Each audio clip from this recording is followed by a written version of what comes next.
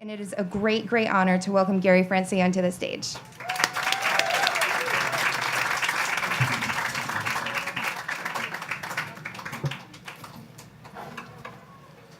All right, tell me what you want to do. We can talk about the abolitionist approach and what it means. Or if you want to talk about a specific topic, to talk about like what's wrong with welfare reform and single issue campaigns, we can do that too. I mean, I just don't know, if you all know basically what the abolitionist approach is, I don't want to bore you to death. If you would like to talk, if you want to argue with me about, that's fine. I have no problem with that. I mean, if you want to tell me that, you think welfare reform is a good thing, that's fine. You're entitled. This is America. You have the right to be wrong.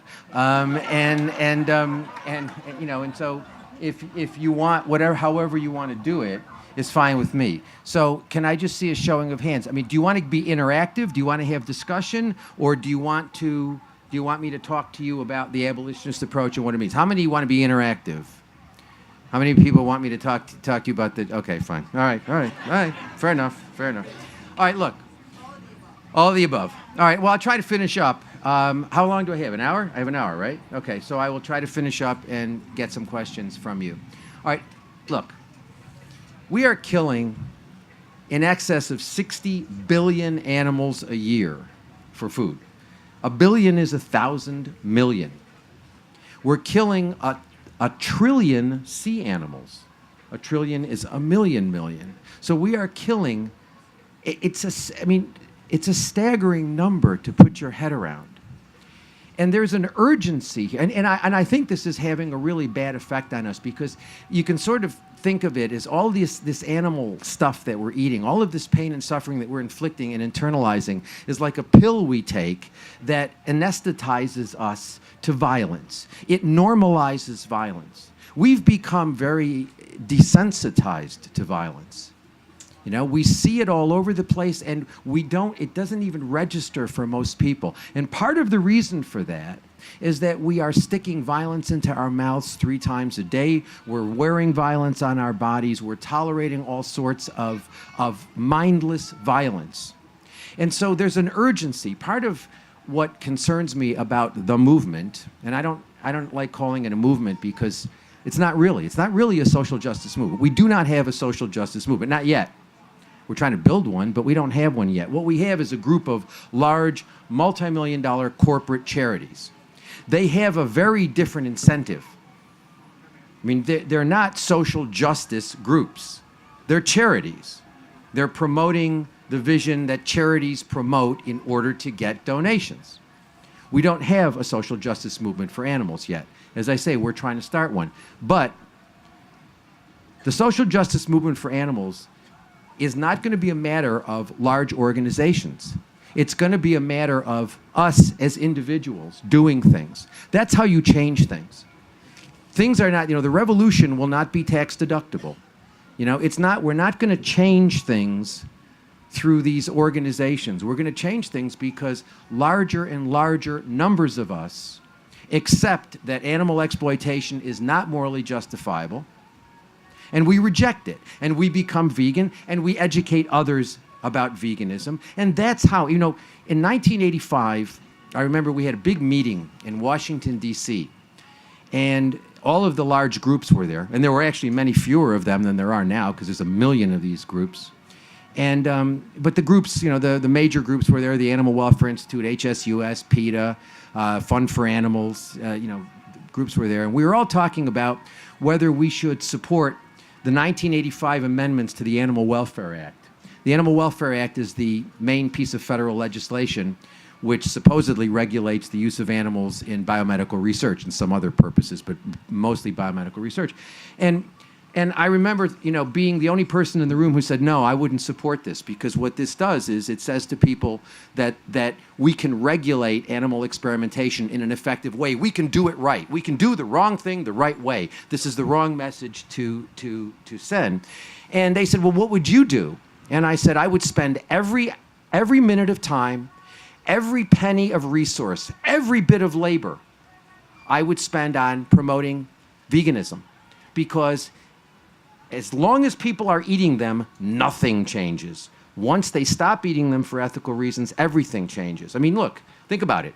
Vegans don't go to SeaWorld. They don't go to circuses. They don't go to zoos. They don't buy fur. They don't, all these single issue campaigns are looking at the issue wrongly.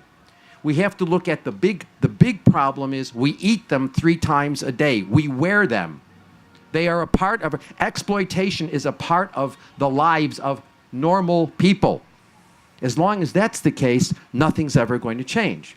Now, if in 1985 we had decided that what we were going to do was to promote veganism and not the amendments to the Animal Welfare Act and the anti-fur campaign and the pound seizure campaign and all of this nonsense, if we had done that in 1985, now in 2017, if we put all the billions, and I mean billions of dollars from these organizations that have gone into all of these worthless campaigns for happy eggs and all of this nonsense, we'd have a vegan movement now. We'd have a significant vegan movement. We don't. We have a movement that largely focuses on treatment, talks about the treatment of animals and whether or not we can make it more humane. We do not have a movement that focuses on use, about whether the use of animals, however humane, is justifiable. That's the wrong way to think about this. It's not getting us anywhere.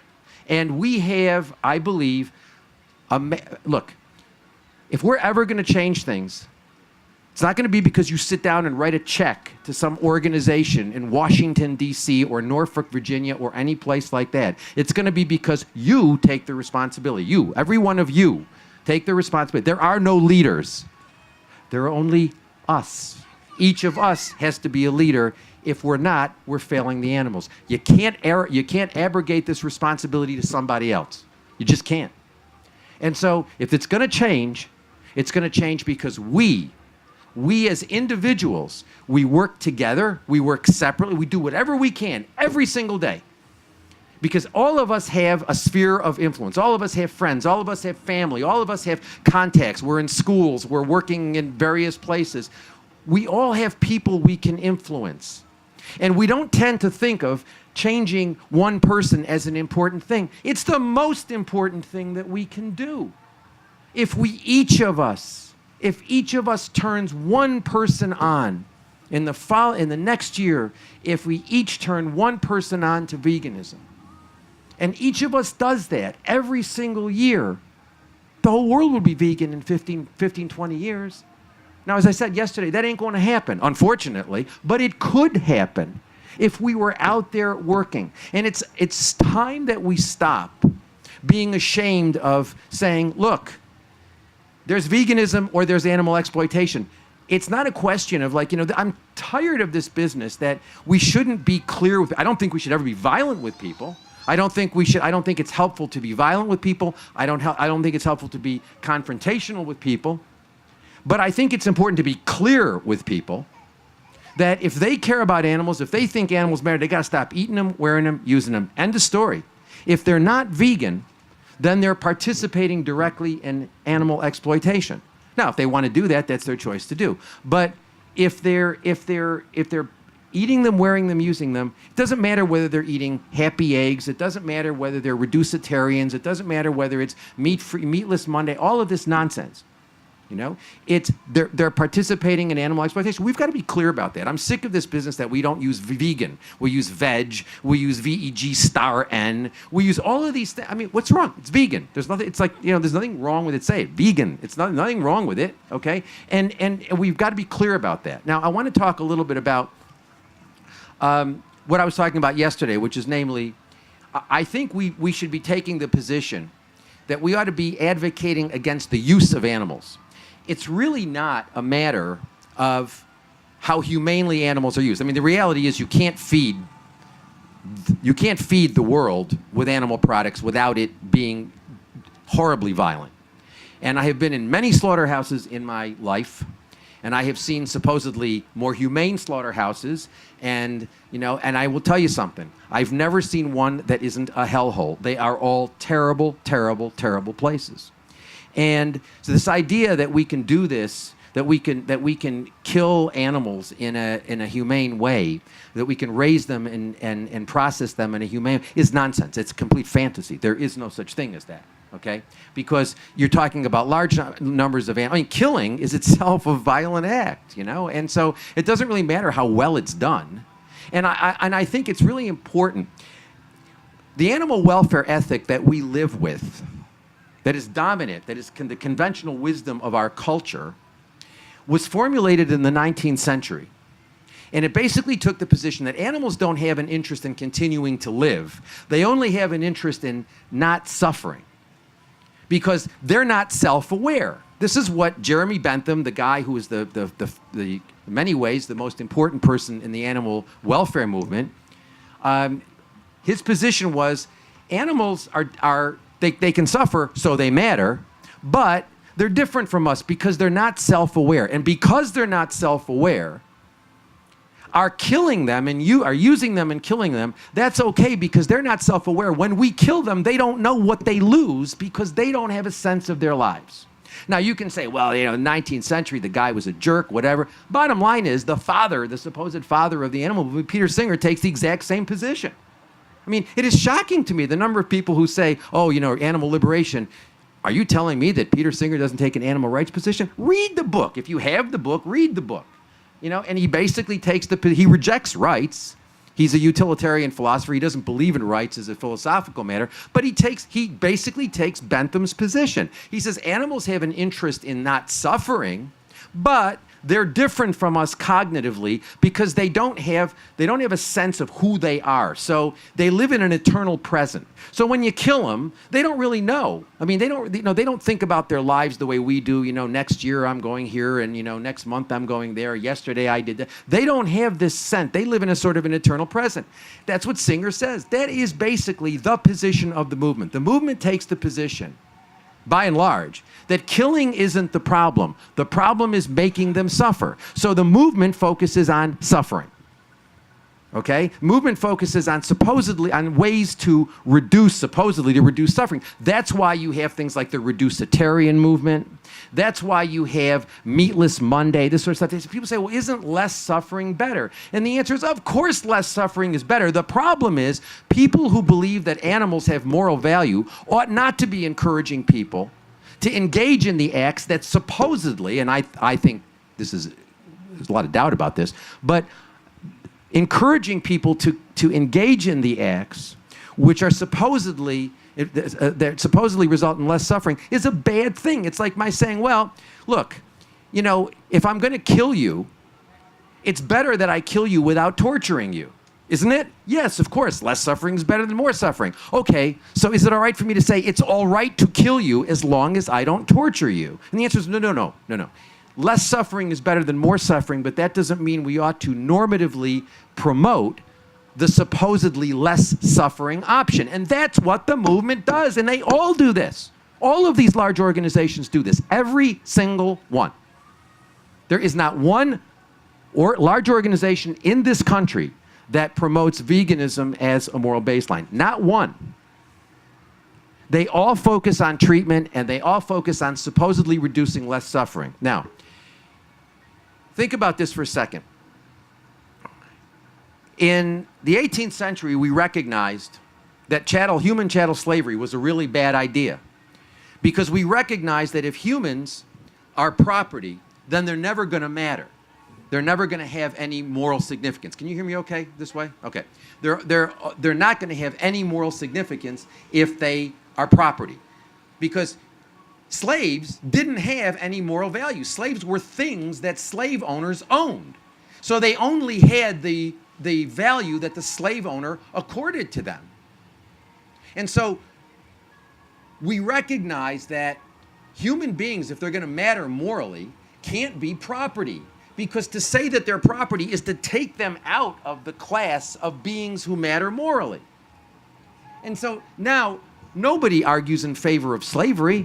I mean, slavery still exists, but nobody says it's a good thing. As a matter of fact, slavery is one of the few things, chattel slavery is one of the few things which is outlawed in international law and is against the law of every nation in the world. Now, as I say, it exists. Nobody defends it. Why? Because we recognize it's a qualitatively different form of human rights violation. Because what you're doing when you're talking about slavery, you're not talking about whether a particular person is being treated equally or well or whatever. You're talking about taking those beings that are regarded as property outside of the moral and legal community altogether. They have no value. They are chattel. They are property. If animals are property. How many of y'all have companions that you live with, non-human companions, okay? All right, we all love them. We all regard them as members of our family. And we're allowed to do that. You know why? Because they're your property. They're no different from your car. If you have a car and you want to wax it once a week or twice a week, you want to change the oil every 3 weeks, whatever, you can do that. It's your property. You can you can decide that you're going to fetishize your car, and you can you can invest a lot of money and energy into your car because it's your property. Same thing with your dog, your cat, your rabbit, whoever it is that you live with. They're your property. But the converse of that is if you go home tonight and say, you know what, I'm tired of taking care of my dogs. You can take your dog to a kill shelter, dump them, and say, I don't want to deal with them anymore. You can't find him a home. You can kill them. They're your property. You can value them high, you can value them low. Animals are property. They have no intrinsic or inherent value. They only have the value that we, as property owners, accord to them. Now, if you have animals that you love, you accord a higher value. If you have animals that you use as guard dogs or as cats to catch mice in your little convenience store or whatever, you can value them low. If you're a farmer, you basically value them at the level you need to value them. You protect their interests to the extent you have to protect their interests in order to bring them to market in an economically efficient way. That's how it works. It's really quite simple. It's economics 101. Animals are property. If they're ever going to matter, they got to stop being property. They're never going to matter. As long as they're property, they're never going to matter morally, ever.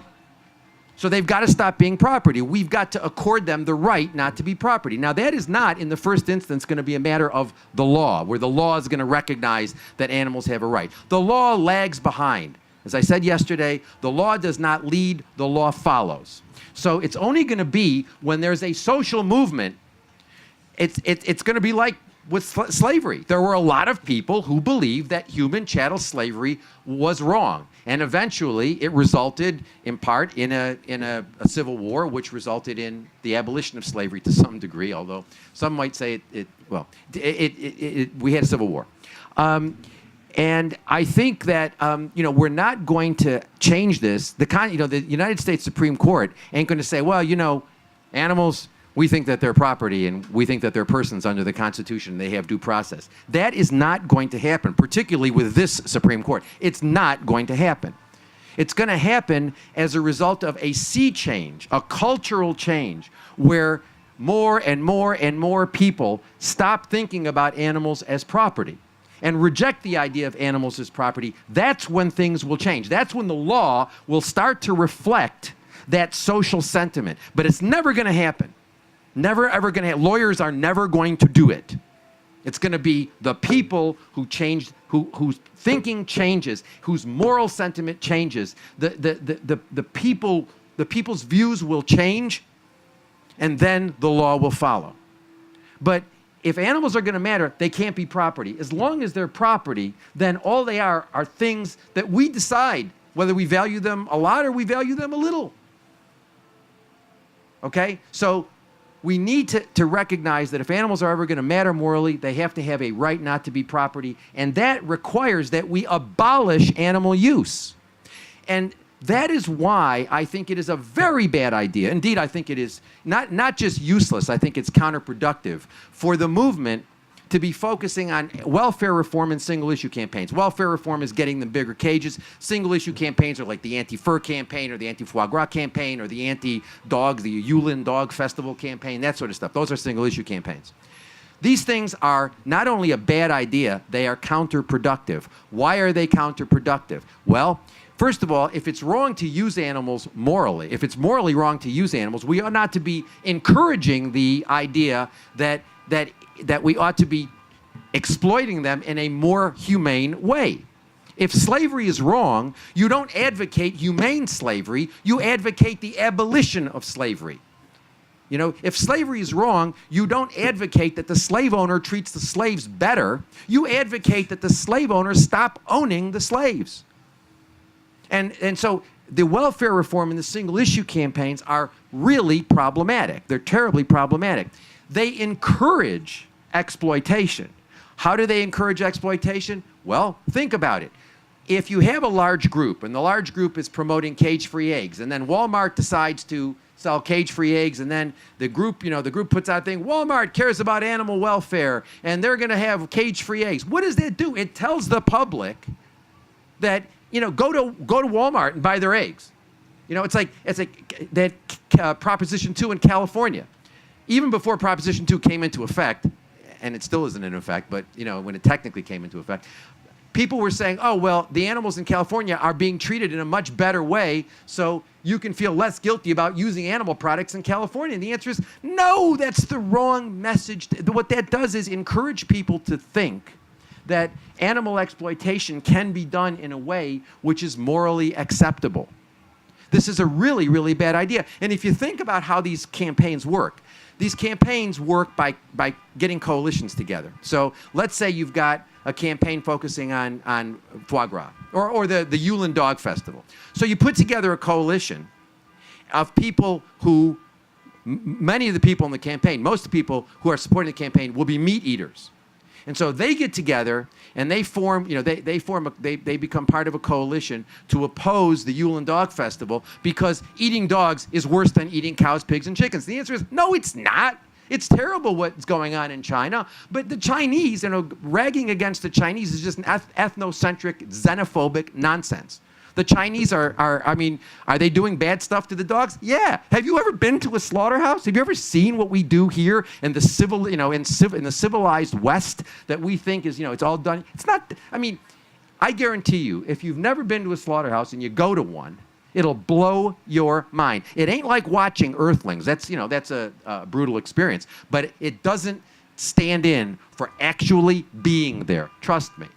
Okay? It doesn't, you can't substitute a movie. I don't care how gory it is. You can't substitute for what it is to be there. And the best run slaughterhouses, the best run ones, those animals, it's hideous. Then the treatment of animals from birth to death is hideous. So what you do is you end up having a coalition of people who think that they're better than the Chinese because those Chinese are doing really horrible things, and they're busy criticizing the Chinese while they're sitting around shoveling steak, chicken, ice cream, and everything else into their mouths. This is a problem. These campaigns are not only not helpful, they're counterproductive because what they're doing is encouraging people to believe that eating beef, eating pork, eating chicken, eating dairy, eating cheese, eating eggs is somehow a morally better act than eating dogs. And the answer is, no, it's not. The Chinese don't fetishize dogs the way we fetishize dogs. It's brutal what they do, but as I say, I had one guy write to me and say, well, you don't understand. I always love this. You don't understand. I just love that. You don't understand. They're trying to, the Chinese kill the dogs and they make them suffer. A lot of those dogs are alive while they're being slaughtered. And the answer is, I have been in slaughterhouses and I can tell you that I have seen many animals are conscious when they're being slaughtered. In order to keep a pig completely unconscious during the slaughtering process, you've got to apply the electrodes. They use these pads on the pig's head. And you've got to keep those pads on for at least 8 seconds to keep the animal completely unconscious. Most of the time, or many times, what they do is they touch the pad, pig falls over, they put the chain around the leg, they pull the animal up, the animal goes to the kill floor, and the animal's becoming conscious when they're ripping into him. Chicken slaughterhouses are dreadful. Those animals, a lot of those animals are alive when they go into the scalding tank, which is why there's a lot of feces in chicken, because they defecate when they go into the scalding tank. So, this idea that the Chinese are really these barbaric people, that is just racism. I mean, that is nothing more. It drives me crazy when I see animal people talk about the Taiji dolphin thing, and yeah, what they do with the Taiji dolphins is a really horrible thing. Have you ever been to an American rodeo?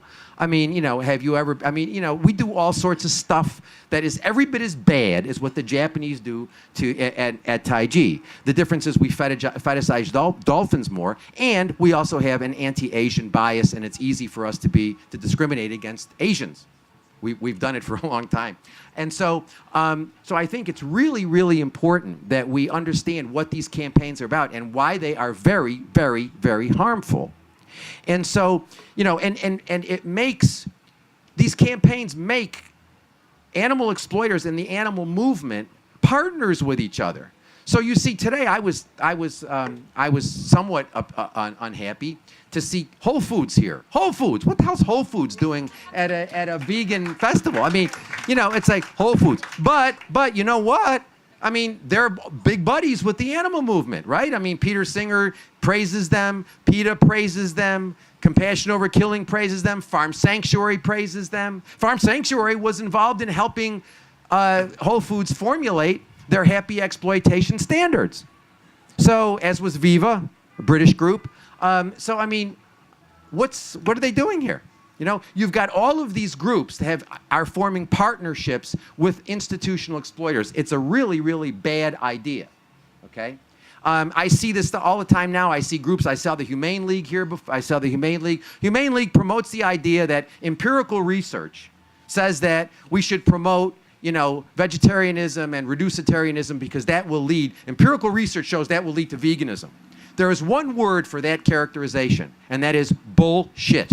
Okay, and I hate to denigrate the feces of bulls, but that is complete nonsense. There is no empirical evidence, none whatsoever, that shows. I mean, I've read their stuff. I've read their supposedly empirical studies, and a first-year student taking a statistical analysis course or a survey course would recognize those studies or supposed studies for the nonsense they are. The organizations, whether it's the Humane Research Labs or Faunalytics or whatever, these are nothing but organizations which are supported by the large welfare groups which produce supposedly empirical evidence to show that animal welfare reforms work. They don't. There is no empirical evidence to show that they work. None whatsoever. And look, I mean, put aside, if I were to say to you, look, we got racism is a real big part of American culture, unfortunately still. And so let's deal with racism by having racist joke-free Monday. Now, if I were to propose that as a campaign and say, empirical studies show that, you'd say, I don't give a damn what the empirical studies show. That's a horrible thing to do. But this is what we do with animals. This is how we deal with the animal question. It's a really, really bad idea. But the bottom line is, let me just look at my notes here. These campaigns are really problematic, and they really are speciesist. Because we would never promote these campaigns. We would never say, look, 1 out of 4 women in America, by the time she gets to age 22, is either the victim of rape or attempted rape. That's pretty bad. I mean, when you think about it. And it's probably higher than that because that's what we know. Okay, and rape is a crime which is, an attempted rape are crimes which are underreported, have always been. So let's just take the 25%. 25% of women are likely to be or have been victims of rape or attempted rape. It's a serious problem. Let's have rape-free Monday. Most people would regard that as obscene. I mean, if you suggested it, most people would say, would stay away from you and not want to be near you. But yet, we think that Meatless Monday is a good idea. No, it's not a good idea. First of all, when people aren't eating meat, what do? I mean, the egg industry is very happy. As a matter of fact, on Bob Linden's Go Vegan Radio, he had somebody from the egg industry who was saying that egg consumption has gone up because on Mondays, people don't eat meat, but they ramp up on eggs. And actually, I mean, not that numbers matter, but the bottom line is you're responsible for more. The food which involves the most number of deaths per 1,000 calories is eggs. Okay, well, next to chicken, chicken and eggs. But I mean, if you're eating eggs, you're responsible for a lot of chicken deaths because there are a lot of deaths that go into making eggs because they only use the hens for like 2 cycles and then they kill them all. And then when you talk about all the male chicks that are killed at the outset, if you look at the numbers of animals killed, the death rate per 1,000 calories is really quite high. So, but Meatless Monday is a joke. Reducetarianism. Now all the groups are excited about reducetarianism, and the reducetarian people are going to be at what they call the Animal Rights National Convention. That is the wrong name for that conference that they have every year. It should not be called an animal rights conference. It should be called the Happy Exploitation Trade Show, which is what it is. And so Alex Hershaft and his friends will be hosting Brian Cateman, who is a spokesperson or the spokesperson for the reducetarian movement. Well, I mean, that is just nonsense. This idea that, well, we discharge our moral obligations to people by exploiting animals on a reduced basis. So, that would be like saying, gee, I engage in racist acts, but I'm going to reduce them by 10%. Good. You're a good person. That's what you ought to do. You ought to reduce by 10% your racist activities. The answer is we would all see that for the nonsense it is, but because there's still speciesism lingering, we embrace this as progress. It's not progress. It's not progress at all. We need to move toward the idea of veganism not as a matter of reducing suffering. It is a way of reducing suffering. It's a very effective way of reducing suffering. But as a matter of justice. That it's wrong to kill animals, particularly when there is no reason to do so. When we're killing these 60 billion or 65 billion land animals and 1 trillion sea animals, we're killing them because they taste good and because it's convenient and because that's what we do. That's not a good reason. That's really not a good reason. And so I think we've got to move in the direction of seeing veganism as a moral imperative. You're either a vegan or you're engaging in animal exploitation. Those are the two choices. You give a multiple choice test, there is no C to choose. It's only A or B. You are either a vegan or you are engaging in animal exploitation. And we've got to, what we need to do as a movement, as a social justice movement, not this corporate charity movement, but as a social justice movement, is move in the direction of seeing veganism as a nonviolent act of defiance. We're saying no to the commodification of non-humans. We're saying no to the injustice of killing billions of animals every year for no reason. We are just saying no. We recognize this as a moral imperative. It's something we have an obligation to do. This idea that, well, we shouldn't insist on it. Farm Sanctuary recently has come out with a position, the Farm Sanctuary Outreach Director came out with a position saying, we really shouldn't insist on veganism because it upsets people, and what we ought to do is encourage people to eat beef instead of chicken because you're killing fewer animals. If that's where we are, that ought to be clear to you people. It really ought to be clear. When you've got a movement where one of the big organizations is saying, eat beef, not chicken, come on. Then you either, well, if that's what appeals to you, that's fine. But it's not what appeals to me. And it's not right. And it is, in my judgment, obscene. It's an obscene sellout. But that's where we are. That's where the movement is. And so I think we've got to move in the direction of characterizing veganism as a moral obligation, as something that we need. It's the only thing, it's the only rational response to recognizing that animals matter morally is to go vegan. If you think animals matter morally and you're still eating them, then you don't understand what it is to recognize that someone matters morally. Because if someone matters morally, you do not treat them exclusively as a resource and sacrifice all of their fundamental interests for you. And that's what we do. We ought to stop focusing on vegetarianism. Vegetarianism is an incoherent moral position. It's absolutely incoherent. The idea that we draw this line between meat and other animal products is absurd. There's no, the animals used for non-meat reasons are treated every bit as badly, and then they end up in the same slaughterhouse anyway. I actually think if somebody put a piece of steak in front of me and a glass of milk and said, you got to eat one or the other, or I'm going to blow your brains out. I would like to say, I would say, go ahead, I won't do it. But I would probably be scared. And which would I choose? Which would I choose if I were basing it on, I have to tell you, what goes into milk, the idea that people who care about animals drink milk or think that milk, cheese, or or eggs, God, are better than meat. I don't know what y'all are thinking about, because I mean, it's like if somebody came up to you and said, well, I eat the meat from medium-sized cows, but I will not eat the meat from larger-sized cows. You would say, are you nuts? Why are you drawing that line? But that's exactly the line between meat and other animal products is as arbitrary as the line between I will eat meat from brown cows, but not from black and white spotted cows. I mean, it's absurd. It's an absurd law, and I think we ought to stop promoting vegetarianism. We ought to be clear. If you care about animals, you go vegan. It's that simple. And so, and look, I'm all in favor. I spend my life talking to people about going vegan.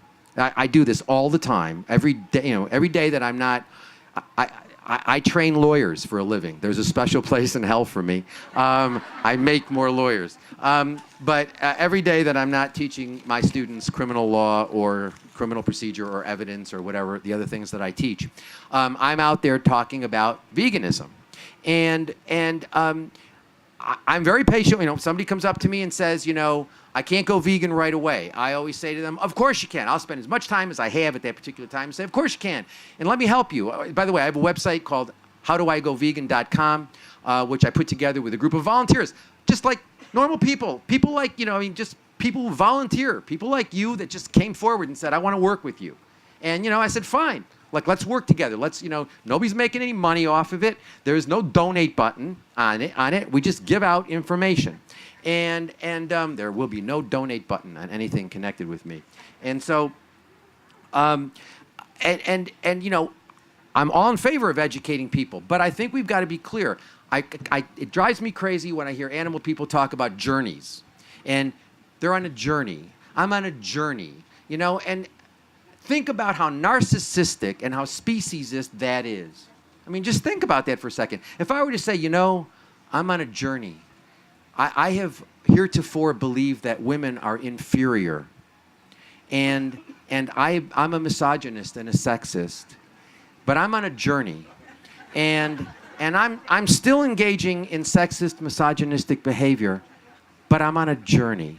We wouldn't say, oh, how wonderful. But when you get people, when you have people who are exploiting animals and they say, I'm on a journey, animal people get all weepy and they say, oh, this is wonderful. You're on a journey. You're on nonsense. That is just nonsense. Okay? It is going to be, people always say to me, you don't understand. People are not going to go vegan overnight. Yeah, I know people are not going to go vegan overnight. But you know what? They ain't never going to go vegan as long as we're not being clear that they have an obligation to go vegan. I really believe that if we took the position, if you took all these groups and they all changed their tune tomorrow and they all started saying veganism is a moral baseline, it's a moral imperative, it's something we've got to do. If animals matter, we've got to go vegan. If we had all of these groups promoting this message in a clear way, we would have a vegan movement. We don't have a vegan movement because nobody is saying that veganism is a moral imperative. No one is saying it. They say it's a way of reducing suffering, along with cage-free eggs and crate-free pork and reducetarianism and all of these other things. So what we've got to do is to be clear. And when I talk about unequivocal, clear vegan education, I'm not talking about going up and yelling at people. I'm talking about, look, going vegan is the most important form of activism you can engage in because it basically represents your statement that you are not going to participate in animal exploitation, that you are just saying no. But going out there and educating people in creative, nonviolent ways about veganism is activism. Okay? And Nelson Mandela said, education is the most important tool we've got to change the world. So there are all sorts of ways we can engage in creative, nonviolent vegan education. We can do it at all sorts. I mean, I talk about this in the stuff that I write about the various ways that we can do this. We can table, we can go into, we can talk to community groups, we can go into schools. There's all sorts of things that we can do to engage in creative, nonviolent vegan advocacy. But we've got to be clear. Veganism is the moral baseline. As long as people are eating them, wearing them, using them, then they don't matter morally. They just don't. So those people who accept that they do matter morally, we need to educate those people that they ought to be vegan and that they ought to educate people about veganism. And let me say this. There are a lot of people who don't care about animals. Well, I understand that. And so you're not really going to get very far with those people. But there are lots of people who do. Tons and tons of people who do. My view is everybody, there's a lot of people out there who care about animals. Every one of them is a potential vegan. What we need to do is to educate those people clearly. Shut that dog up. I'm only kidding. And everybody who has a companion animal is a potential vegan. I mean, the number of discussions I have with people focused on their companion animal. You love your dog? Yeah, I love my dog. What's the difference between the dog you love and the animal you're sticking a fork into? That one question, I've had zillions of interesting exchanges with people. When I took the cab from the airport here yesterday, I landed in Greensboro, so I had a lengthy cab ride, and I got in the car with the guy. The guy said, "What are you doing here?" And I said, I'm speaking at this conference." And he said, "Oh, really? Tell me about that." We had a great conversation about veganism. I gave him a little ballpoint pen that says, howdoigovegan.com. We talked about the moral issues, the environment. It was an hour and 15 minutes. We talked about the moral issues, the environmental issues, the health issues. The guy said, "Give me your email address. I'd like to talk with you more about this." You got me interested. Will he go vegan? I don't know. But you do this and not, you do this every single day, as many times as you can. The odds are with you. You're going to get some people to go vegan. And so, I talk at a lot of colleges and universities, and I talk to large groups of kids, and I talk to them really, I go in there and say, Michael Vick, y'all know who Michael Vick was? Yeah, I know who Michael Vick was. Bad guy? Yeah, he's a bad guy. Why? It takes me between 3 and 6 minutes to get some kid to say he's a bad guy because he killed those dogs and he didn't have a good reason. I say, wait a minute, he had a good reason. He enjoyed watching them fight. Well, that's not a good reason. Why not? Because it's not a good reason. Entertainment, enjoying the pleasure of animal exploitation is not a good reason to exploit animals. Really? How many of you are vegan? And then 3 hands go. Well, I don't mean. I'm sorry. I will say. How many of you? It's okay. It's good. How many of you are vegan? 3 hands will go up, and then I'll say, wait a minute. I don't understand it. You all think Michael Vick was a bad guy because he inflicted suffering and death on animals and he didn't have a good reason. Then why aren't you all vegan? Because what's your reason? How is your reason any better than his reason? He liked watching them fight. You like the taste. What's the difference? And then a 1-hour discussion will turn in. And really. I mean, a 1 hour, I do this all over the place. A scheduled 1 hour talk turns into a 3 hour talk. And every time I do that, I get, out of a group of 300 young people, I will get at least 60 kids who say, wow, I never thought about it that way before. You got me thinking about it. How many of those 60 kids? I don't know. Let's be conservative. Let's say 10. So 10 out of the 300 go vegan. I do that enough times, and building those numbers, because every one of those 10 kids, they got friends. And their friends have friends. And their friends have friends. And this is how we have a social movement. This is how we change things. We change things through incremental education. Activist education. We can do this. But we got to want to do it. And we got to stop thinking that the way to deal with this is writing a check to one of these groups that's going to deal with the problem for us. The problem is ours, people. The problem is ours. It ain't somebody else's. It's ours. We aren't going to pay somebody else to solve the problem. We're going to solve the problem ourselves, and it's something each of us can do. Each of us can do at whatever level, Anna and I are working on a new book now. We don't have a title for it yet, but it's basically going to be how to talk to other people about veganism. And it'll sort of go with the two that we've done already, Eat Like You Care and Animal Rights, the Abolitionist Approach, because these are sort of intended to be general treatises for people to educate vegans about how to talk about veganism, as well as to get people who are interested in animals to see that veganism is the moral baseline and something that they're obligated to do.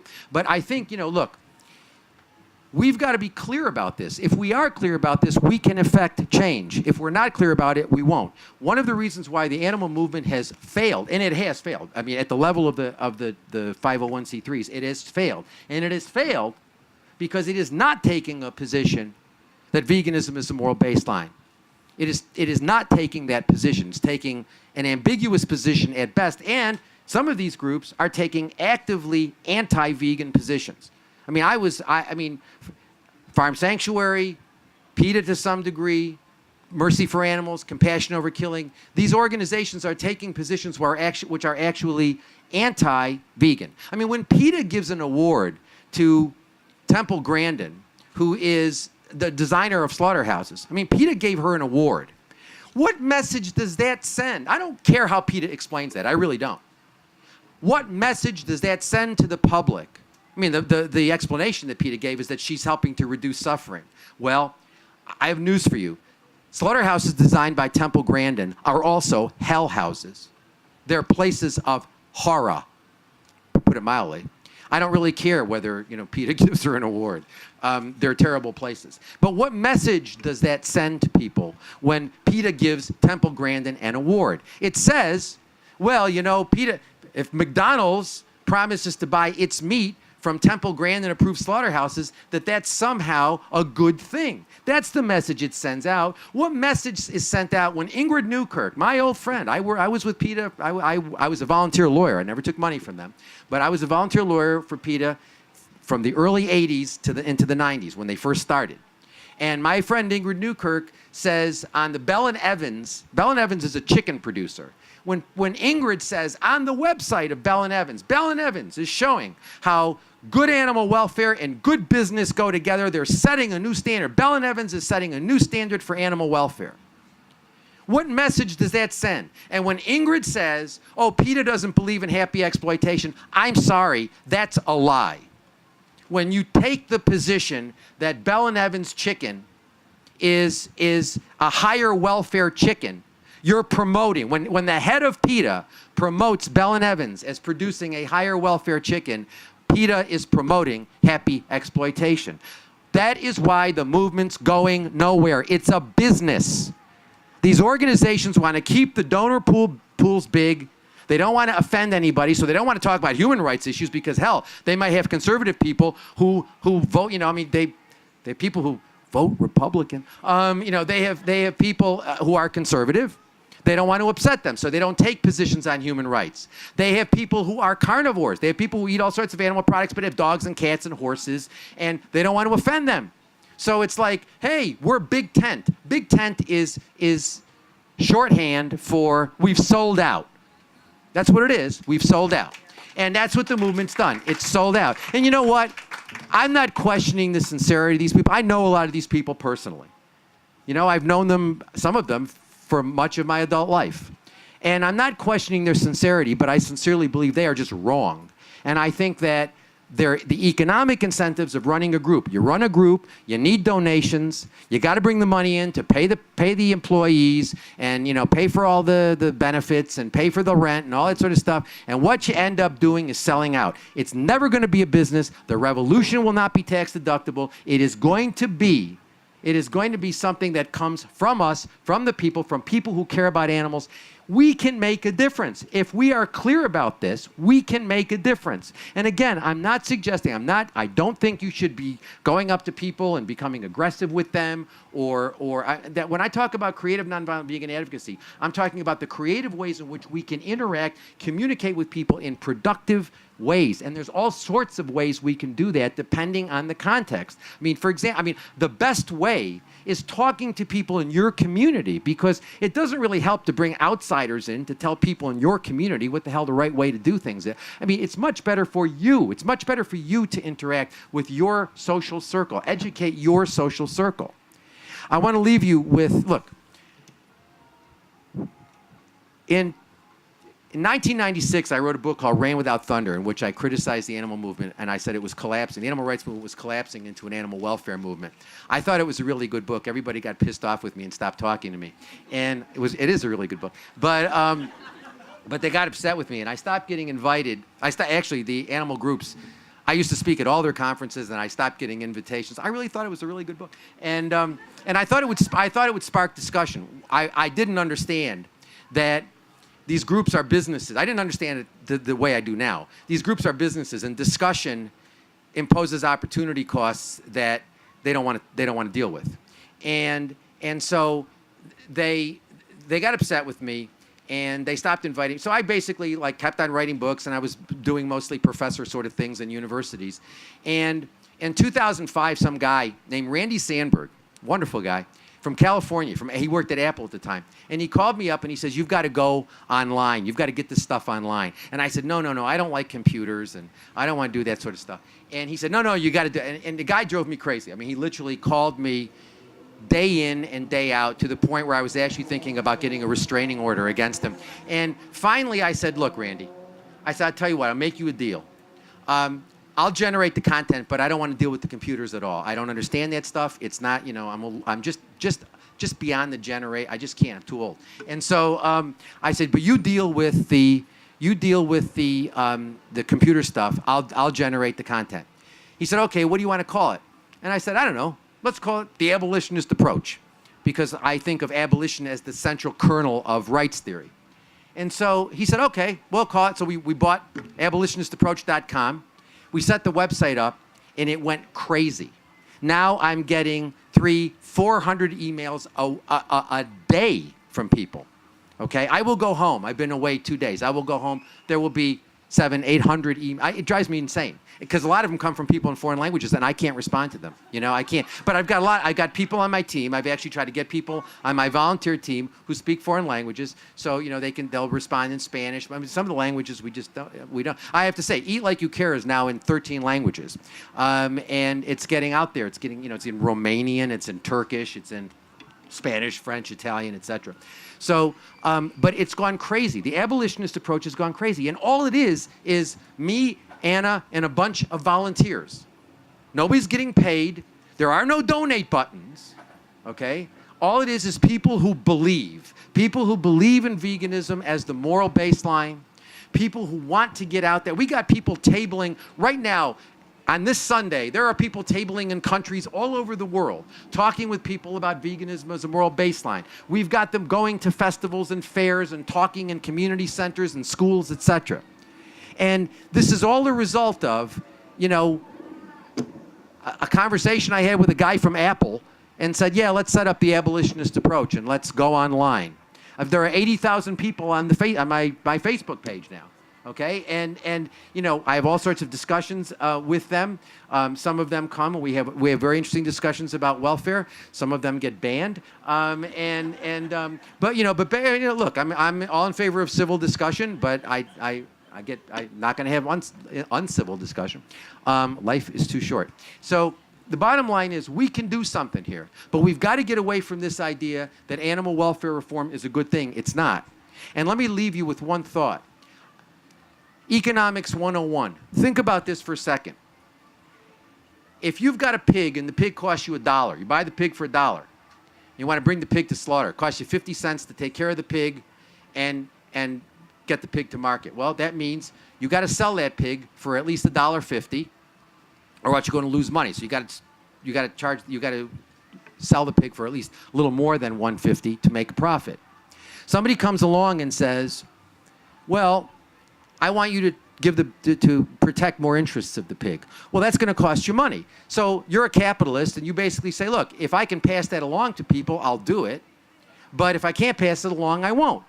So animal welfare reforms are limited by the fact that animals are property. Animal welfare reforms, the standard of animal welfare is never, ever, ever, ever going to rise above the level of what it takes to exploit an animal in an economically efficient way. It will always be low because it has the structural impediment of animals as property.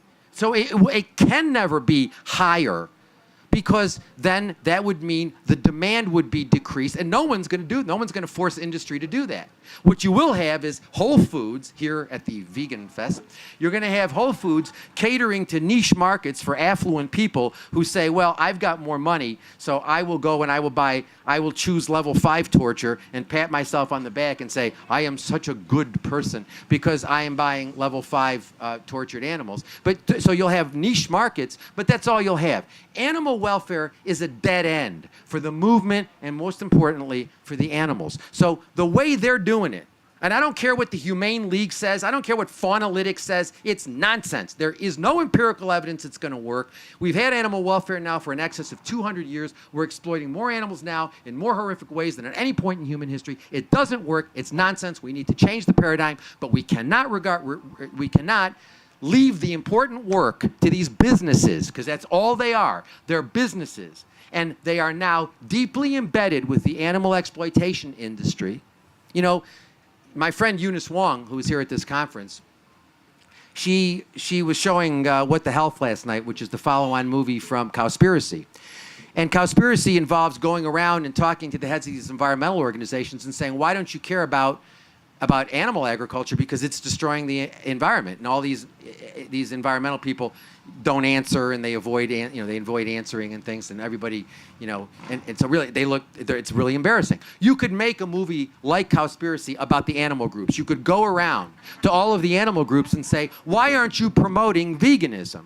And because they don't. Why aren't you promoting veganism as a moral imperative? Why are you partnering with exploitation industries? Why are you doing that? And the answer is because they're financially benefiting from it. And so I think it's time that we see that that way of doing things ain't going to work. And the proof is in the vegan pudding. It ain't working. We need to change things. We need to change things dramatically. And the only way we're going to do that is we assume the responsibility. Can't stop. You got to stop writing checks to these organizations. You're better off taking that money and flushing it down the toilet, because at least you have there's a chance that it'll clear the pipes out. But I mean, giving money to these organizations is a waste. It's a waste. It's actually not. It's more than a waste. It's actually counterproductive, because what you're doing is paying for happy exploitation. Stop doing that. If you think animals matter, stop doing that.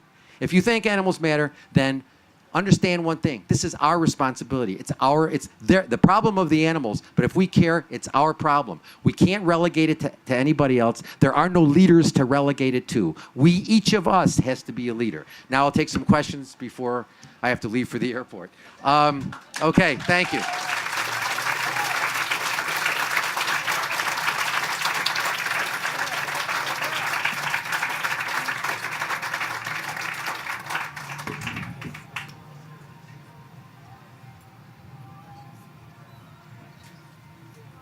Hey Gary, so I just want to say thank you so much for what you do. I read your book, Eat Like You Care, and definitely all of your points are, you can't argue against it. It's really good.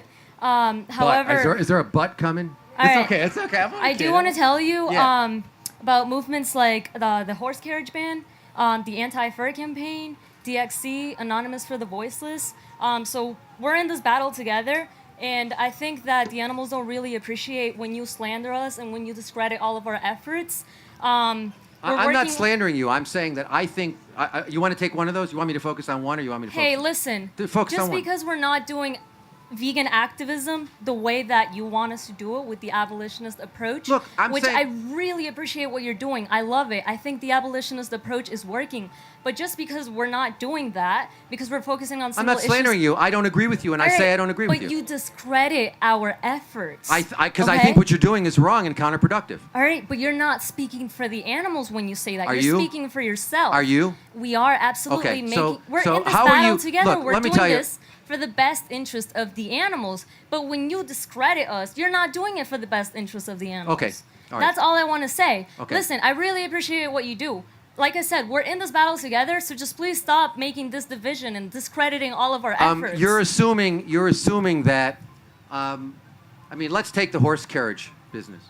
How is that really... first of all, it has made very little has it made any progress at all? The mayor wants to ban in New York City, so if we you know had what? the chance... You know what? I lived in New York City 30 years ago when they were talking about banning it 30 years ago. Why would you discredit fellow animal rights because activists? it suggests that horses are somehow different from and morally better than What if you were a the horse animal. and someone had the chance to save you? How would you feel? You have to put yourself in the animal's shoe. The biggest... Okay, the problem... Therefore, it worked, and those animals would probably thank those activists. The problem is what you're doing, though, is promoting the idea that that uses of animals that are different from the horse carriage ban are better. No, but if you know what? Let me say this to you. I would have more patience for those sorts of campaigns if they were clear vegan campaigns. If they were vegan campaigns that were vegan no. outreach. But wait a minute. You may do vegan outreach, but you know what? Go and talk to people about the horse carriage ban campaign and see if they understand it as a vegan campaign. you know what? They They don't. see us And I have actually been to horse carriage demonstrations, and I have seen no information about veganism, none whatsoever. I've gone to them in New York. I've gone to them in Philadelphia. I've seen nothing about veganism. But then I you think walk 2 that blocks the down bottom the corner, line, and we're doing a but Cube remember of Truth something. doing vegan outreach. You know and what? vegan And you know activism. what? In another We're 30 years, everywhere. you're going to be talking about the horse carriage ban, just like in another 30 years, they're going to be talking about the anti-fur campaign. And the bottom line is, vegans don't wear fur, and vegans don't Really? ride in Because horse I'm carriage. an anti-fur activist, and I've actually confronted vegans wearing fur. So you can't just discredit our efforts. I don't believe that vegans wear fur, and I don't believe you can produce. Because you're not out there doing activism. So you No, don't wait a know minute, what's wait. going You're not. on. I'm not out there doing activism. You're doing your form of activism. Okay. Can I have? We're doing ours. Okay. Can I have somebody and who's? all I'm asking Right. is to Okay. stop discrediting us and slandering us. That's all. All right. You're not the only one who's doing veganism the right way. That's all.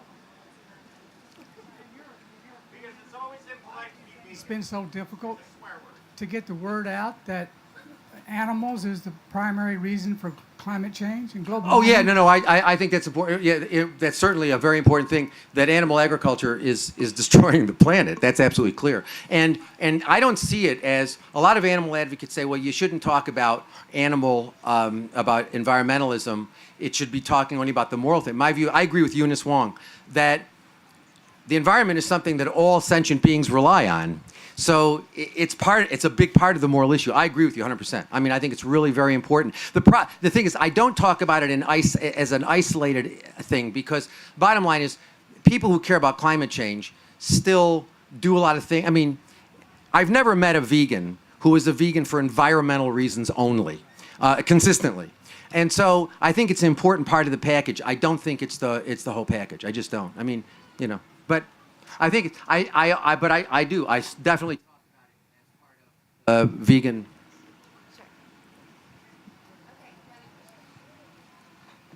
Hello, Mr. Francione. How you doing? Hi. Okay. I know you talk a lot about the abolition versus welfarism debates. Yeah. Okay. So 2 questions. First, what is the welfare versus abolition debates? And secondly, why do you support abolition through the means of, let's say, vegan education rather than regulation, like cage-free eggs, and then soon that That's will not get us to veganism. abolition? Cage-free eggs Right. is not. I'm sorry. I don't understand your question. Okay, so I mean, it's sort of like, well, go ahead. okay, so like perhaps like I should define Peter Singer's position on this. So as far as I understand Singer's position, he says, well, the best way to bring about animal liberation, the end of animal agriculture and so on, is to have start out with small issue campaigns. So let's urge Whole Foods, for example, to move towards cage-free eggs, and then we'll keep pushing more and more for like better treatment of the animals until we finally get abolition. Is that am I? Well, no, he doesn't believe in abolition. He's a utilitarian. He can't believe in abolition. Right, I mean, well- Peter Singer believes that what's right or wrong is determined by consequences. He Right. can't promote an abolitionist position. Right. That's inconsistent with. Okay, so so then how would you define the welfarism versus abolition? Well, the debates? welfare position is that we ought to we ought to make animal exploitation more humane. The abolitionist position is we ought to promote we ought to promote the abolition of animal exploitation, but the means to get to abolition is to promote veganism as applying the principle of abolition to the life of the individual. That's what the debate is about.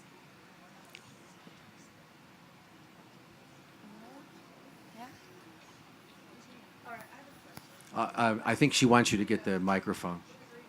Oh, green hat. Who has a question? Okay. Okay. Raise your hand, please. Oh, I can see you. Okay. I just have a simple question. Okay, sorry. So now my question is, my understanding there are some farm sanctuaries that do promote veganism, and so if I do the research and they do, then in that situation, like when I give money to adopt an animal, Would you say that's I being- mean, you know, I was talking about farm sanctuary as The a group. farm sanctuary? The farm sanctuary. I mean, I don't, you know, there are lots of farm sanctuaries, lots of sanctuaries. I don't know, I couldn't tell you offhand Okay. anyone that is really clearly a vegan, you know, that has a vegan position and that doesn't promote. I mean, I have a real problem with promoting the animal welfare business. So and, I agree with yeah. your position, and until I came here, I completely agree with it. Right. But now I feel like, wow, I did recently start, giving to farm sanctuary, thinking that I thought they had. So I'm going to do more research now Yeah. because I think but on the other hand, I guess since I've already adopted some animals, at least those animals are living. I don't know. I mean, you feel that. Well, look, I mean, did these organizations do some good? Well, you know, I'd like to think that they do some good with all the zillions of dollars they spend. But the issue is, what ought we to be doing as a social justice movement? Should we be supporting welfare reform? Should we be getting coalitions of people together who eat meat and who go to circuses but who are opposing carriage horses or something like that, or who eat meat and wear wool but who are opposing fur? The answer is, I think that doesn't make sense. I think that that ends up promoting animal exploitation because what it ends up doing is promoting the idea that fur is somehow worse than wool, or that carriage horses are somehow worse than circuses, or carriage horses are somehow worse than eating eggs. I think this is a very confused way of thinking. And again, the proof is in the vegan pudding. Look at the history of these things. These campaigns didn't drop out of the sky yesterday. We've had them for a long time. They aren't working. I just want to mention that Brother Wolf Animal Sanctuary does promote a vegan stance, bottom line. Okay, you don't promote animal welfare reform? don't, Good, no. good, Okay. good. So do other animal sanctuaries in this area, and one that used to be here, Full Circle Farm Sanctuary, who has a booth right over there. They've moved to larger space in Georgia. They're vegan through and through. I asked Kayla Warden, what do you do with the chicken eggs?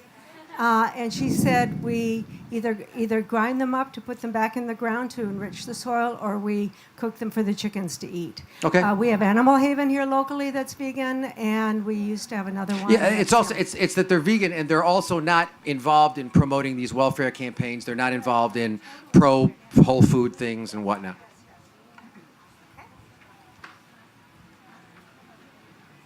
First, I want to say thank you for speaking to us today, Gary. We actually You're welcome. Yeah, we have your book, Eat Like You Care, and we've read it, and I found it to be, sound reasoning, more, consistent logic. But you started off by saying today, I think, and I'm paraphrasing, that we're trying to build a social movement. We don't have one yet, and that we should, work among our sphere of influence, friends and family that we know. And I totally Communities, our community. Right, our community, and I totally agree with that. And on a lot of the things you said, I think you're kind of preaching to the choir because probably the majority of us here are vegan. But my question, I guess, is what do you suggest, or as a solution, as far as, are you against some sort of national organization, an organization that has national leadership to kind of bring people together to, for example, change the laws that, define animals as property? That would be a waste of time. You can't, Do you think the change is going to come from just us, each one of us, influencing the people around us? You can't, right, because the moral thinking about the issue has to change. The law is not going to change it. You're not going to get the Supreme Court imposing it. You're not going to get Congress passing a law that says that animals are not property. You're not, that's not going to happen. What will happen I think the law is useful for one thing, and that is the law is useful for welfare standards, which help animal users understand ways to improve production efficiency through small changes in treatment. So that's why you have, for example, the Humane Slaughter Act of 1958, which requires that large farm animals be shackled and hoisted before they're be stunned before they're shackled, hoisted, and cut, unless it's kashrut or halal. Now, the reason why you have that law is because industry accepted it, because if you try to kill an animal that's not stunned, even if the animal's not stunned completely, if the animal's stunned partially, the animal doesn't move as much. If the animal moves a lot, you have carcass damage issues and you have worker injuries. So you'll get laws that reflect the fact that, what you'll do is you'll have laws that make the production process more efficient by recognizing certain facts about the process that a rational property owner would recognize. I mean, there's very little animal welfare. Yeah, I mean, the law can be useful for making animal property owners more rational and act more efficiently. It can't go much beyond that, and it's never going to change things in any significant way in terms of changing the legal status of animals. One day, who knows? Something, one day the Supreme Court might it's not going to be in my lifetime, and probably not in the lifetime of children being born now, but because we're going to need a significant number of people. Like you get people, you get a large number of people and they say human slavery is a bad idea. And, and human slavery ends. And you'll get a large number of people who say, I don't eat these things, I don't eat animals, I don't wear animals, I don't use animals, and I don't think anybody should do that. And a lot of people agree with that. Then there will be changes in the law. But the changes in the law won't come now.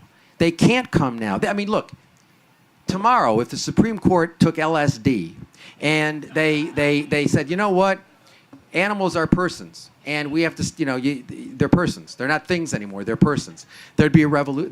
There'd be violence in the streets. Can't happen. Can't happen now. We're not ready for it now. But if we all work hard, then the change will come. But you know what? It's a lot of work, and it's a lot of work we got to do on a daily basis. Every single one of us. We have time for just a few more questions. My question might be a little off topic, but I kind of got the feeling, or the gist from you, that a lot of single issue campaigns was not your focus, and you disagreed with it because of the long-term implications. But I guess my question was in terms of issues, particularly in this country, that affect land use, as well as the animals. Such as? What do you mean?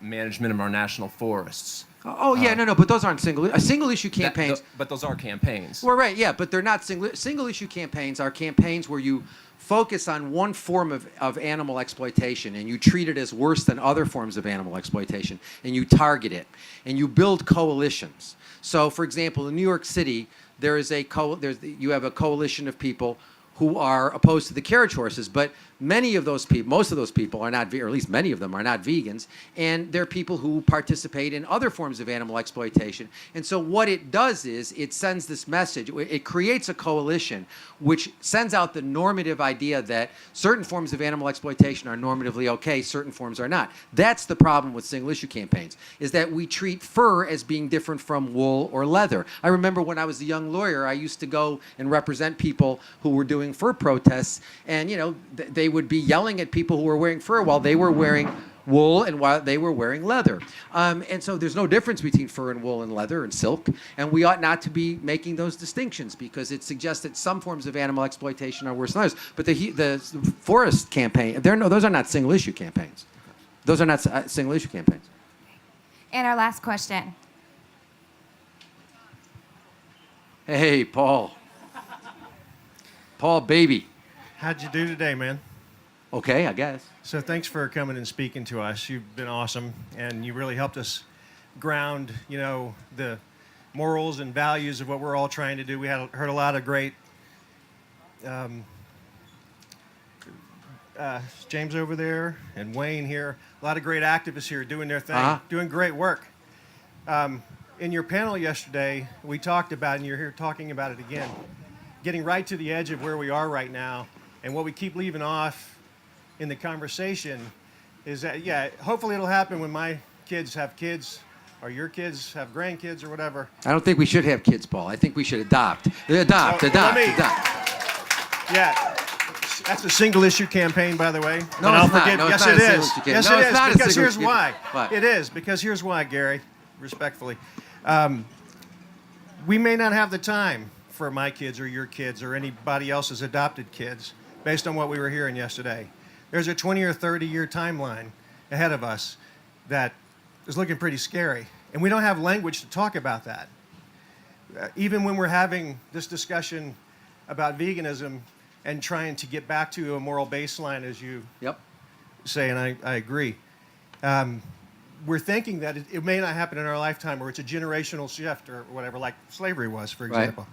So if we put the variable of urgency in it and we compress it to a 20 or 30-year timeline as a do or die, as we were all talking about yesterday in the panel, what does that movement look like?